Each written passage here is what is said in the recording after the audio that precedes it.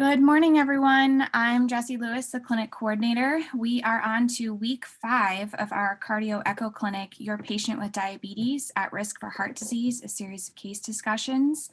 I'll just briefly put up contact information for us if you need to get a hold of us. Thank you, Jessie, and thanks to everyone for joining us once again this week. So we have two really interesting cases, I think, that describe the intersection between mental health, socioeconomic difficulties, and diabetes. And those are by Laura and Kathleen Wood. So I really look forward to discussing them. Our discussants this week in order will be Adam Brzezinski from CASE and Liz Beverly from Ohio University. So with that brief introduction, I'm going to turn things over to Dr. Dungan, who's going to talk about new and emerging treatments for type 2 diabetes. Kathleen? Thank you, Dr. Rao. This is listing of my disclosures. We could go next slide. I think I'm supposed to remind everyone on the recommendations for person-centered language. You heard that on our first session. Next slide. And now for my slides. These are our objectives. We'll describe the role and benefits of the newer agents, GLP-1s and SGLT2 inhibitors in care of diabetes, and we'll describe current recommendations for selection and titration of insulin therapy, and we'll touch on the role of continuous glucose monitoring, which I think has really been a revolutionary tool in the last 10 years.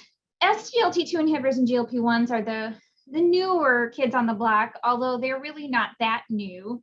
They are starting to gain a bit more use, even at the expense of their cost, because of the emerging cardiovascular and renal benefits, and in addition to their glucose lowering capacity.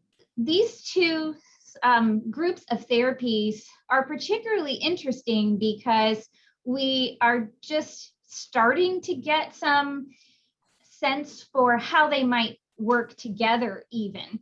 Right now, guidelines don't recommend necessarily using both at the same time, but both have additive A1C reductive effects. Both have additive weight loss effects when used in combination. And both will lead to blood pressure and lipid improvements. And the lipid improvements are probably really indirect effects, whereas blood pressure may be an actual direct effect, especially for the SGLT2 inhibitors. Neither drug causes hypoglycemia, so that's of demonstrable benefit. And the mechanisms are slightly different by which they might improve cardiovascular outcomes. In the case of GLP-1s, we have a purported atherosclerotic mechanism, which is probably in part at least mediated by weight loss. And for SGLT2 inhibitors, much more complex. There are changes in fuel metabolism with ketone body production, and there are changes in plasma volume and hemodynamics. And so these two types of mechanisms might prove to be advantageous. So on the image here, what I've done for you is just sort of color-coded the different aspects of how we might achieve cardiovascular and renal benefit from these drugs. In particular, in the green, you'll see those mechanisms that we might observe from actually, can you it's not down at the bottom. Okay, here's our key here. In the green is the mechanisms that are possible effects of SGLT2 inhibitors, while in the peach boxes, those are possible effects of both GLP-1s and SGLT2 inhibitors. And then the purple boxes, those are specific to the GLP-1s. So you could see lots of areas in different parts of the body, I won't go through them all, where you could see some synergistic effects. Okay, so how have we done so far in terms of cardiovascular outcomes trials? Well, there have been a lot of trials that have been conducted. The first set of trials, actually almost 10 years ago now, were reported, and these were initially conducted in the DPP-4 inhibitor class.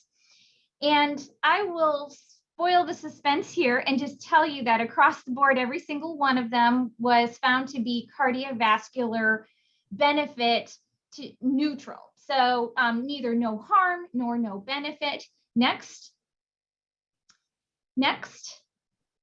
And I should state with the DPP-4 inhibitors, there was possibly a signal that arose with 2 of the DPP-4 inhibitors in terms of heart failure hospitalizations, including saxagliptin and maybe alogliptin. But for the GLP-1s, a much more mixed picture has emerged, and we now have 7 studies that have been conducted. Next. And 4 of them have shown cardiovascular benefit.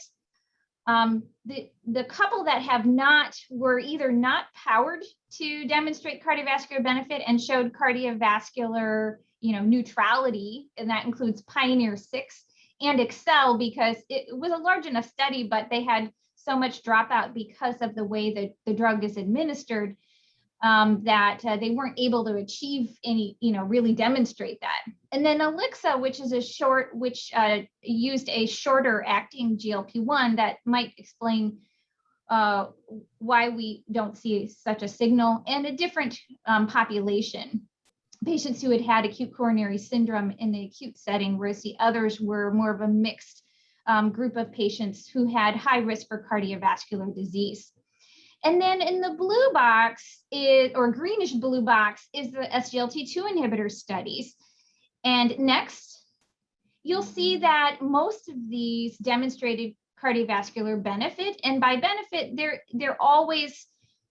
typically judged by a MACE outcome, which means major adverse cardiovascular events, which is a composite of acute MI, non-fatal stroke, and cardiovascular death. And sometimes there will be different variations of that MACE. The one exception is the CREDENT study in the middle, which was designed to be a cardiovascular and renal endpoint. And in all of these studies, there was demonstrated reduction in cardiovascular events, and in particular hospitalization from heart failure, death from cardiovascular disease. And there was also demonstrated renal benefit. And I won't go through all of those studies, but those studies by far and away were done in patients who had albuminuria, but in subgroup analyses, there were some renal benefits even in people who had chronic kidney disease without albuminuria. And certainly those patients are at high risk for cardiovascular events. Next slide. Okay, so this brings us to the ADA standards of care, which in large part rely upon these cardiovascular outcome studies. And this is an abbreviated version of the actual figure that you'll see in the full document. Basically, as we all know, lifestyle changes are the foundation for any therapeutic regimen. The first therapeutic agent is still metformin, although that does differ a bit in Europe. If someone has cardiovascular disease, they've sort of pushed more towards these agents with much more demonstrated cardiovascular benefit. So if a patient does have atherosclerotic cardiovascular disease or chronic kidney disease, the goal is to use the left branch point and determine what is the overriding or most important feature, because many patients will have cardiovascular disease and renal disease. So look and determine which is the most relevant and most important of those 2 features, which you may not be able to. And if it's atherosclerotic cardiovascular disease, especially a stroke, think about a GLP-1 receptor agonist. If it's cardiovascular disease other than stroke, you can consider an GLP-1 or SGLT2 inhibitor. And there's all kinds of caveats and provisos, which I don't have a lot of time to discuss with you, but I've noted those down there. And if the patient's picture is dominated by heart failure, then you would go for an SGLT2 inhibitor first. And then finally, in the army green there is if the patient has evidence of albuminuria or chronic kidney disease. If they have albuminuria, we have multiple very clear studies that show evidence of renal benefit with an SGLT2 inhibitor. Whereas if they don't have albuminuria, then there's clear benefit of using either GLP-1 or SGLT2 inhibitor that because of their proven cardiovascular benefit. So then if we don't have any of these comorbidities, then we go to the next branch point. Well, I'm sorry, I forgot a step here. So there are other agents that are demonstrating cardiovascular safety. And then we go to the next branch point if there's no cardiovascular renal disease, and it's based on other clinical characteristics, which you've seen before. And I won't repeat all of those. Next. And then more like third line agents in considering these features: hypoglycemia, weight gain, and cost. And again, if the A1C is above goal, then adding an additional agent and or revisiting medication taking behaviors and lifestyle changes. Next slide. Okay, so now we're going to move on to injectable therapies. One of the newer evidence-based guidelines is that the first injection should be a GLP-1 unless there are other compelling indications for insulin, such as the patient has a really high A1C or possibly has type 1 diabetes or is markedly symptomatic. Then you could go to insulin directly. And after insulin, then you could always add a GLP-1 for intensification. It turns out that using both agents at the same time results in considerable A1C reduction, can be 2% or more. When you're starting basal insulin, it's still advised to continue metformin plus maybe another agent. You can usually stop the sulfonylureas. Start at 10 units a day, and then you're going to titrate. And on the left side is just one example of a titration instruction. There are actually several different ways that have been published, and there's really no best practices as how to titrate, whether you have the patient do it every 3 days, on a weekly basis. There are different algorithms that can be used. So it's reasonable to pick one and just sort of go with it. Next slide. And if they're not at goal, evaluate, first of all, whether their medication taking behaviors. Evaluate, especially when you're starting basal insulin, that they're not eating a lot of, they're not eating snacks in the middle of the night, and that your fasting glucose is a true fasting glucose. And then once their fasting glucose gets to target, if their A1C is still elevated, then you can think about a basal plus strategy. If the fasting glucose is at target and their A1C is still high, presumably their post-meal readings or non-fasting readings are elevated, and that's the rationale for this. The other things to think about, though, is if you're getting to a dose of basal insulin of more than 0.5 units per kilogram, or you have a really sharp drop from bedtime to morning glucose, that postprandial differential, or you're starting to see more hypoglycemia or high variability, that can also be a good clue that you should be thinking about adding a bolus insulin. And you can start off with a GLP-1 if they're not already on one, or you can start with the largest meal of the day. Usually that's supper, so it means that a busy patient could potentially come home, eat their supper, and not have to take the insulin with them to work. You could start at about either 4 units or 0.1 units per kilo. There are several other ways of doing that. If they're on a really large basal dose, you might want to borrow from their basal a bit, maybe about 10% of their basal dose to give to the prandial dose. And the other last option might be pre-meal insulin. Typically, we're dividing that 2/3 in the morning before breakfast, 1/3 before dinner. And you want to make sure that they are actually eating regular meals. The patient who skips a lot of meals, this isn't really the best regimen for them. And then there's instructions for prandial insulin titration, which is similar to the basal insulin titration. Next. And then if the basal plus approach isn't working, about 50% of the time it will. then you can go on to a full basal bolus and or switch to pre-mixed insulin. And again, always those cautions. Next, thinking about, I thought I had another box in there, but the other cautions is thinking about that the patient is actually taking the medicine, that they're adhering to a diet that can work with the insulin, and then considering other therapies. Other therapies might include insulins that have less hypoglycemia potential, like some of the newer basal insulin analogs, and even the very new basal insulin analogs that are ultra long acting, like Glargine U300 or Degludec. And then the last topic that I was planning to touch on today is continuous glucose monitoring. So in the current guidelines, which you'll see down, referenced down below, there are several. It is recommended that all patients with type 1 diabetes and anyone who has type 2 diabetes, especially if they're on multiple injections of insulin per day or have a history of significant hypoglycemia, pursue CGM where possible. There are two types, general types of CGM. There's real-time CGM, where data is automatically transmitted to the patient's receiver. And then there is the flash glucose monitoring, which is it used in the Freestyle Libre technology, where you have to scan a phone or receiver to get the continuous glucose, or to get the glucose readings.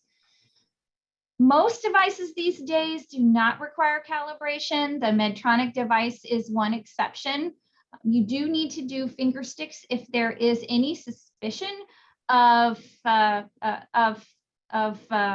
inaccurate reading, and that might include if the glucose level's changing frequently, if your symptoms don't match the glucose value. And there are a few other circumstances where it's important that the patient have standardized comprehensive education, ideally with a certified diabetes educator, but oftentimes this can be done in the office with a trained medical assistant. The other piece that sometimes patients struggle with is that it should match their blood glucose values exactly. It won't, especially if the glucose is changing quickly, because you have to consider a physiologic lag between the blood glucose and the interstitial fluid, where it's actually measuring glucose levels.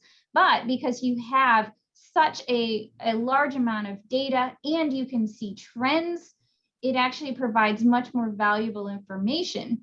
And we're seeing more and more data now that patients who are on just even one injection of insulin per day can have substantial reductions in hypoglycemia and hyperglycemia, and more time in range with these devices. Next slide.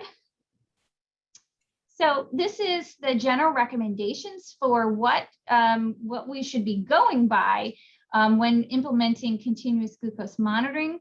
The main metric is this time in range, or the target range, which is shown in the green boxes here.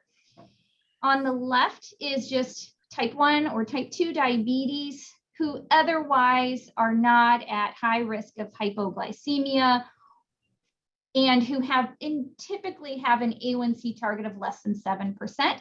So that actually marches out generally to a time in range of 70%, and of less than 70%, or I'm sorry, of more than 70%. And then time in hypoglycemia should be less than 4%. And then if you go to the second bar graph there, that is an older high-risk adult for whom the A1C target is more relaxed.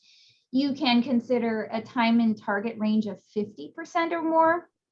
And then pregnancy and gestational diabetes are not as well established. There are ongoing studies to solidify those.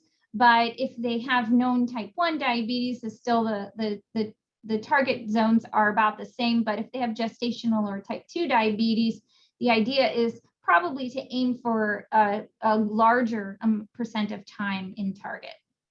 And so it may be that someday that this time in target may replace or at least be used always in conjunction with the A1C. And what's nice about it is that it changes much more quickly.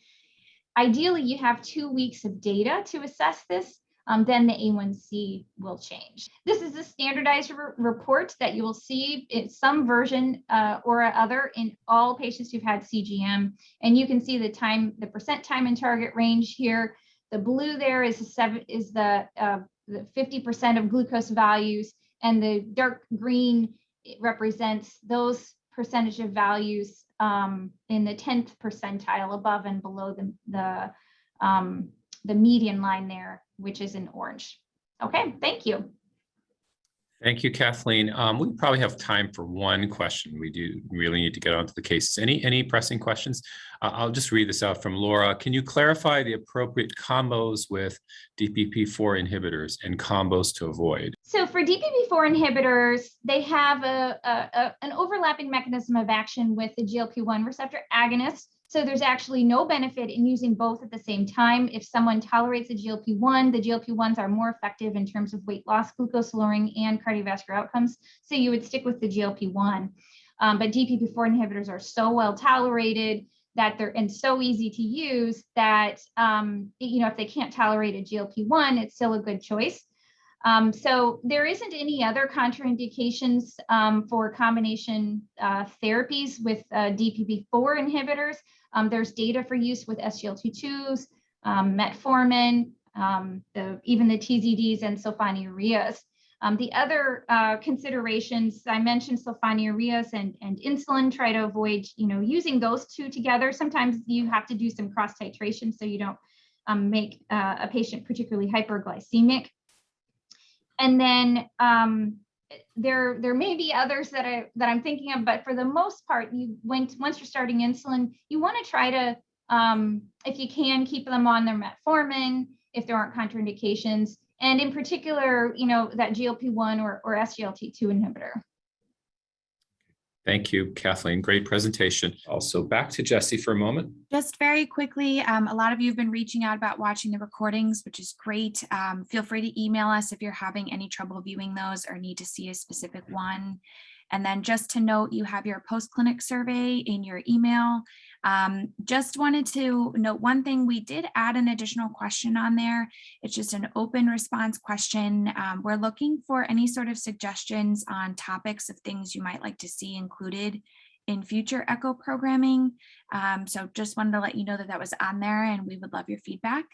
And with that, I think we'll end things, and we'll see you all next week. Thanks very much. Thanks, everyone. See you next week.